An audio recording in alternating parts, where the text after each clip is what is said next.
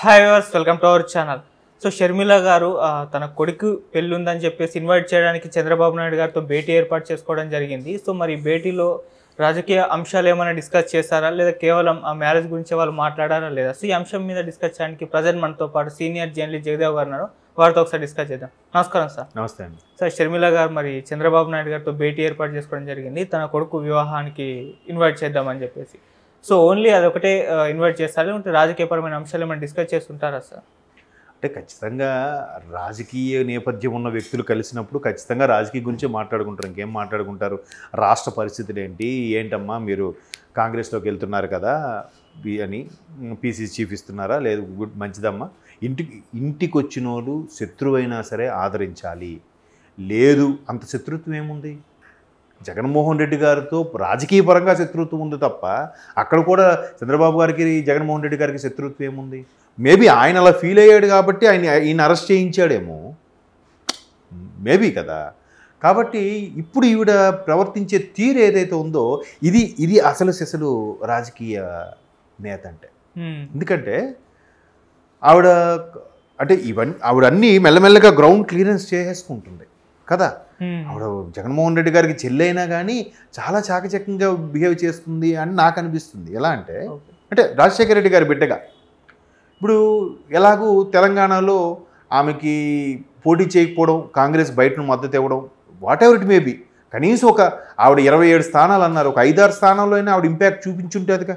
తక్కువలో అనుకుందాం, మనం ఊరికే సరదాగా క్యాలిక్యులేట్ చేసుకుందాం. మరి ఆ ఇమేజ్ సొంతకం చేసుకుందిగా. అందుకే కదా కాంగ్రెస్ కూడా ఆవిడకి ఒకప్పుడు మీ ఫాదర్ మా ముఖ్యమంత్రిగా ఉన్నారు రాష్ట్రానికి, నువ్వు రావాలమ్మా, బీసీ చీఫ్గా ఇస్తాము, లేదా ఏఐసీసీలో కీలక పదవి ఇస్తాము, లేదా రాజ్యసభ ఇస్తామని ఏదో చెప్తున్నారుగా. ఈవిడ కూడా అక్కడ ధీటుగా ఎదుర్కోగలనా లేదా అనే ఉద్దేశం మీద సంశయిస్తుంది. కానీ ఆ సంశయానికి ఇప్పుడు నుంచి గ్రౌండ్ క్లియరెన్స్ చేసుకుంటుందని నా అభిప్రాయం. అది చాలా తెలివైన పని. నేను ఇప్పుడు చంద్రబాబు గారిని వాళ్ళ కుమారుడు వివాహానికి ఆహ్వానించడంలో కూడా ఈ రకమైన తెలివి ప్రదర్శిస్తున్నారని నా అభిప్రాయం.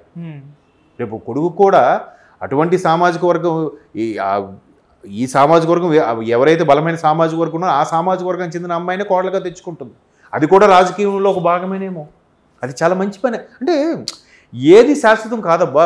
శత్రుత్వం కానీ మిత్రుత్వం కానీ రాజకీయం కానీ పార్టీలు కానీ పదవులు కానీ. ఆవిడ చాలా చాకచక్యంగా బిహేవ్ చేస్తుందని నేను ఈ యాంగిల్లో ఆలోచిస్తున్నాను. ఓకే, ఖచ్చితంగా ఇద్దరు మాట్లాడడం ఏముంటుంది? ఏమ్మా అమ్మ బాగున్నారా, మీ అనిల్ గారు బాగున్నారా, లేదంటే భర్త పిల్లలు అడుగుతారు, బాబు మీరు ఎలా ఉంది, మీ ఆరోగ్యం ఎలా, పెద్ద అతను కాబట్టి ఎందుకు తండ్రి వయసు రాజశేఖర రెడ్డి గారు చంద్రబాబు సమకాలీకులు, వెళ్ళింది చక్కగా ఆహ్వానించింది. ఇప్పుడు ఏమవుతుంది కాన్సన్ట్రేషన్ అంటే మనం ఇలా మాట్లాడుకుంటున్నాం కదా. అంతకుముందు క్రిస్మస్ గిఫ్ట్ కింద కూడా లోకేష్ గారు గిఫ్ట్ పంపించింది, అది స్వయంగా లోకేష్ గారు ట్వీట్ చేశారు, ప్రెస్ ముందు కూడా మాట్లాడారు కదా. అది కదా రాజకీయం. లోపల ఎన్ని ఉండని, లోపల నచ్చకపోని, భేదాభిప్రాయాలు ఉండని, విభేదాలు రాని, పొరపచ్చాలు ఉండని, ఏదైనా కానీ బయటికి మాత్రం నవ్వుతూ పలకరించాలి, ఆహ్వానించాలి, చేయాలి. అది రాజకీయం అంటే. ఒకవేళ నచ్చకపోయినా వెళ్ళి నీ పద్ధతి బాగాలేదా, నీది వెళ్ళాం కానీ ఏం బాగాలేదండి, ఫెసిలిటీస్ ఏం బాగాలేవు అన్నట్టుగా చేయాలి. ఈవెన్ కేసీఆర్ కూడా మహాచండీ యాగం ఏదో చేయించారు. చేయించినప్పుడు కంపల్సరీగా చంద్రబాబు గారిని పిలిచారు. And more on ABN RK గారికి కేసీఆర్ గారు పడదు అంటారు, పిలిచారుగా, వెళ్ళారుగా, ఫ్రంట్ రోలోనే ఇద్దరు కూర్చున్నారుగా, యాగం జరిపించారుగా, అంతే. అది కదా రాజకీయం. నేను వెళ్ళను, ఆ ముఖం చూడను అంటే ఎట్లా అవుతుంది? చిన్నపిల్లల్లాగా. సో ఇప్పుడు ఆవిడ రేపొద్దున కాంగ్రెస్ పీసీసీ చీఫ్ అయిన తర్వాత కాంగ్రెస్ను ఎంతో కొంత బతికించుకునే ప్రయత్నము, బలం పుంజుకునే ప్రయత్నం చేయాలి అంటే ఎట్లాగ సఖ్యతగా అందరితోనూ కలుపుకుపోవాలి. ఏమో ఏ ఒక్కడు వెక్స్ అయ్యి, ఏ ఒక్క విసిగి, ఏ బలమైన నేత షిఫ్ట్ అయ్యి వైసీపీకి వెళ్ళకూడదు. ఇంకా option TDP Janasena already full pack up, already నాయకులందరూ ఉన్నారు. పైగా సమన్వయంలో కొన్ని సీట్లు కోల్పోవాల్సి వస్తుంది. మనం వెళ్ళి అడిగితే ఇవ్వరేమో. సరే వైసీపీ కన్నా షర్మిల గారి కాంగ్రెసే బెటరు అనుకుని ఇటు రావచ్చేమో. అలా వచ్చిన సందర్భంలో మొన్న కామారెడ్డి లాంటి సిచ్యువేషన్ జరగచ్చేమో. కామారెడ్డిలో ఏమైంది? ఇద్దరు ముఖ్యమంత్రులు పోటీ పడ్డారు, మాజీ ముఖ్యమంత్రి, ప్రజెంట్ ముఖ్యమంత్రి. ఇద్దరు ఓడిపోయి ఆయన గెలిచాడుగా. సో అలాంటి మిరాకిల్స్ ఏమైనా జరగచ్చేమో.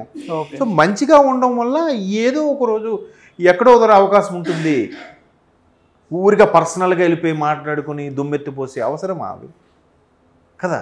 కాబట్టి ఆవిడ ప్రవర్తించే తీరు మాత్రం చాలా నాకైతే నచ్చింది, బాగున్నట్టు అనిపించింది. ఎవరికి కూడా కత్తులు దూసుకునేంత శత్రుత్వం ఏముంటుందబ్బా.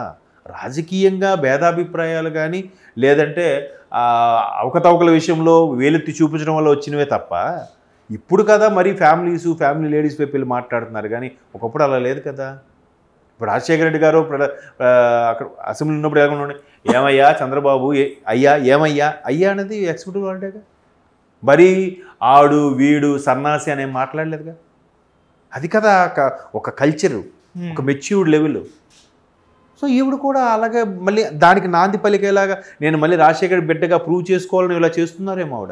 ఆవిడ దూరదృష్టి ఆలోచించి ఇప్పటి నుంచే గ్రౌండ్ వర్క్ స్టార్ట్ చేసిందేమో. మంచిదేగా, తప్పేముంది. మంచి రాజకీయాల పరిణామం దారితీస్తుంది.